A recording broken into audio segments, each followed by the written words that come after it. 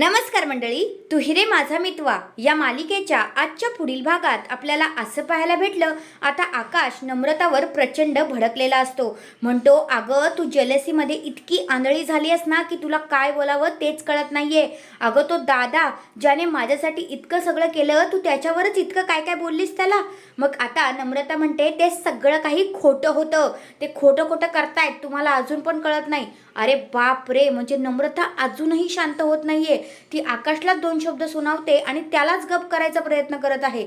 ते नम्रताचं वागणं ना खरंच खूप चेंज झालंय.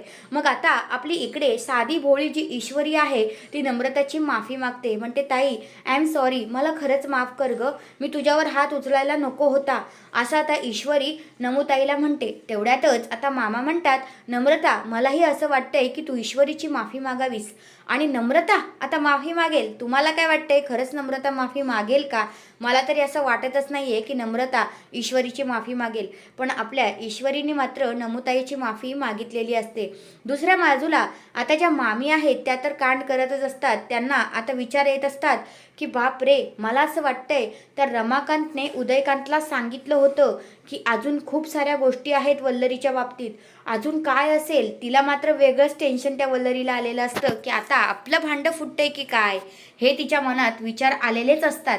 ती म्हणते, मला लवकरात लवकर शोध घ्यायला पाहिजे, नाहीतर खूप मोठा प्रॉब्लेम होईल. तर हा आहे आजचा पुढील भाग.